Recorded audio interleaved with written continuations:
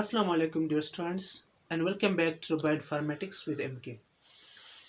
आज हम बायोइन्फॉर्मेटिक्स की कुछ बेसिक और बैकग्राउंड के बारे में स्टडी करेंगे कि ये इसका बैकग्राउंड क्या है बायोइन्फॉर्मेटिक्स की। तो एक सिंपल सा मीनिंग बताओ। Bio mean the study of life and informatics mean information. तो इसमें हम बायो की जितनी भी इंफॉर्मेशंस है वो स्टडी करते हैं, एक ह्यूमंस की या एक प्रोटीन की या डीएनए की या एक नॉर्मल इंसान की बारे में हम ये स्टडी करते हैं। लेकिन अब बात ये है कि जब बायोइन्फॉर्मेटिक्स की क्या ज़रूरत है इस फील्ड में। तो बायोइन्फॉर्मेटिक्स जैसे कि मैंने बताया कि हमें डिफरेंट सब्जेक्ट्स को मिला के बायोइन्फॉर्मेटिक्स बना है as compare to physics, biology as mathematics. अब ज़रूरत क्या है बायोइन्फॉर्मेटिक्स की, बायोलॉजी की। जैसे आप देखें कि एक नॉर्मल सेल में, एक नॉर्मल बॉडी में 25 मोर देन 25,000 जीन्स होता है और वो डिफरेंट 25,000 जीन्स 1000 ऑफ प्रोटीन बनाते हैं। यही प्रोटीन फिर ट्रांसपोर्ट होते हैं बॉडी में और डिफरेंट फंक्शन परफॉर्म करते हैं। जब ये डिफरेंट फंक्शन परफॉर्म करते हैं, लेकिन इसमें अब बात यह है कि इसमें सेल्स में भी बहुत सारी एक ऑर्गेनेलीज होते हैं एक सेल में।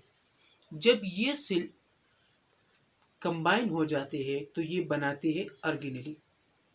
और जब ऑर्गेनेलीज जब ये सेल कंबाइन हो जाते हैं तो बनाते हैं टिश्यूज।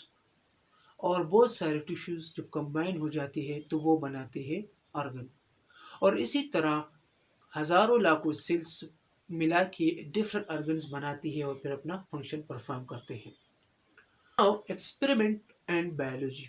अब एक्सपेरिमेंट के बारे में अगर आप हम बताएं कि बायोइन्फॉर्मेटिक्स में, बायोलॉजी में, मॉडर्न बायोलॉजी में कुछ प्रोसेस, कुछ स्टेप्स, कुछ प्रोजेक्ट्स जैसा ह्यूमन जीनोम प्रोजेक्ट, जैसा नेक्स्ट जनरेशन सीक्वेंसिंग प्रोजेक्ट जो कि कंप्यूटर के अलावा नहीं हो सकता। तो ये सारी data analysis, processing, analysis, storage, output, ये सारी हम कंप्यूटर के थ्रू करते हैं as bioinformatics. High resolution mass spectrometry और न्यूक्लियर मैग्नेटिक रेजोनेंस स्पेक्ट्रोमेट्री। एक रेजोल्यूशन, एक स्ट्रक्चर जब आप 3D फॉर्म में देखते हैं कि वो कैसे फोल्ड होते हैं और वो कैसे फंक्शन परफॉर्म करते हैं, तो ये सारे बायोइन्फॉर्मेटिक्स की हेल्प से ही हम करते हैं। उसके बाद आता है digitalisation of biology. Modern biology experiment produce data in which store in computer. Biology जो है वो आपकी ये डेटा कंप्यूटर में स्टोर करते हैं। नेक्स्ट जनरेशन सीक्वेंसिंग अगर हम सोचे वेट लैब में करें तो ये एक नॉर्मल इंसान इसे स्टोर नहीं कर सकता।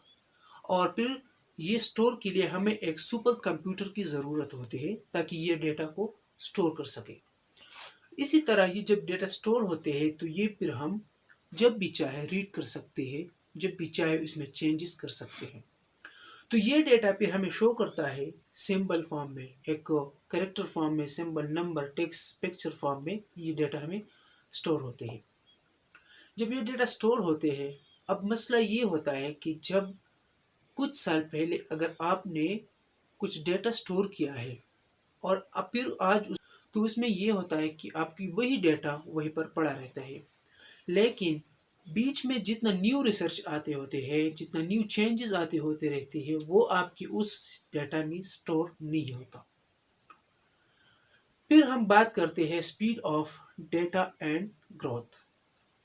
यही डेटा जब हम यूज़ करते हैं एक्सपेरिमेंटली, जब जितना भी है, जैसे मैंने बताया भी है कि डेटा जब स्टोर होते हैं तो जब 5 ईयर बाद आप इस डेटा को रीड करते हैं तो ये डेटा वही के वही रहते हैं। मसला ये होता है कि बीच में इस 5 ईयर में जितना भी रिसर्च हो, जितना भी चेंजेस हो, मतलब एक स्ट्रक्चर आपने प्रेडिक्ट किया, उसमें हमने एक डेटा एक सुपर कंप्यूटर में स्टोर किया, चाहे हमने उसमें जितना भी रिसर्च किया हो, लेकिन उसके बाद इन 5 ईयर्स में जब वो जितना न्यू रिसर्च इस पे हुआ है तो वही हमें स्टोर नहीं करते।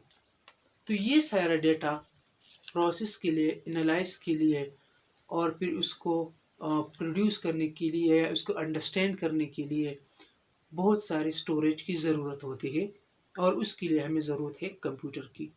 That you know need to analyse, you need to process, you need to read, you need to understand the all thing of bioinformatics, the data which you store in the computer. But इसके लिए आपको चाहिए applications, different softwares, tools, databases. ये होगी कि जब आप उसमें नया रिसर्च डालती है, जो पुराना सर्च होते हैं वो रिकॉल हो जाएगा, दोबारा जो है वो एनालाइज होगा, उसमें मॉडिफिकेशन आ जाएगा, और आप वही न्यू रिसर्च जो है, वही न्यू स्ट्रक्चर या वो न्यू जितना भी आपने रिसर्च उठाना है वो उठा सकते हैं।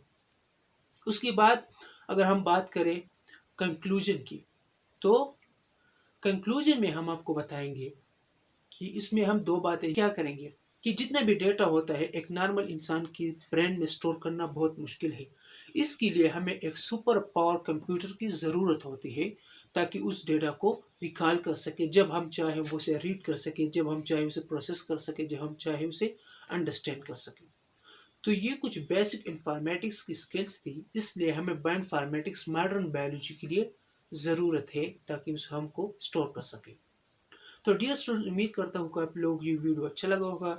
तो मेरा चैनल को सब्सक्राइब करें और इसी तरह बेल आइकन को दबाएं ताकि आपको न्यू वीडियो की नोटिफिकेशन